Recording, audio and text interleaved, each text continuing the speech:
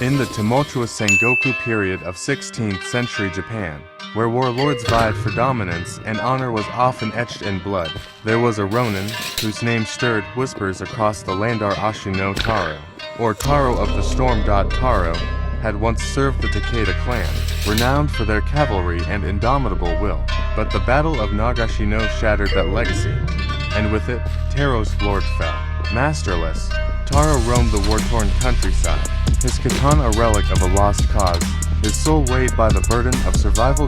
In the shadow of Mount Fuji, a village lay terrorized by the bandit lord, Goro the Viper. Goro's men extorted the peasants, burned their crops, and left them with nothing but fear. It was in this village that Taro, weary from his endless wandering, sought refuge. The villagers were cautious of the stranger, for a Ronin could bring either salvation or ruin. Old Matsu, the village elder, approached him one evening as Taro sat by a dwindling fire. "Stranger, we have nothing to offer but our gratitude. Yet, our suffering is great," Matsu began, eyes hollow from loss. Taro remained silent, his gaze fixed on the flickering flames. The elder's words hung heavy in the air, blending with the distant cries of children and the mournful rustling of the wind. Finally, Taro spoke. "I have no master, no cause, only this blade and what honor remains. Tell me of this Goro."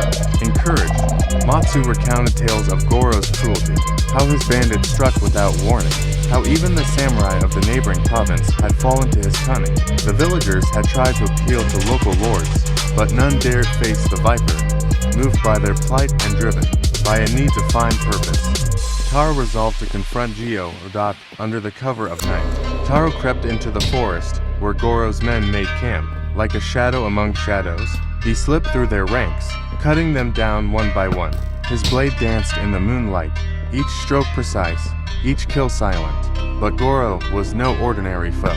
He had once been a samurai himself, disgraced and exiled, his cunning sharpened by years of outlawry. When Taro reached the heart of the camp, Goro awaited him, twin blades gleaming like fangs. "You've come far, Ronin," Goro sneered. "But even a storm breaks upon the rocks." Taro offered no reply. His silence was a storm in itself, heavy and foreboding. The duel that followed was fierce, steel clashing against steel, sparks flying like fireflies in the night. Goro's twin swords swirled like serpents, but Taro's single blade was unwavering, a pillar amidst chaos. Minutes stretched into an eternity until, with a final, decisive strike, Taro's katana found its mark. Goro fell, eyes wide with disbelief. Follow for part 2.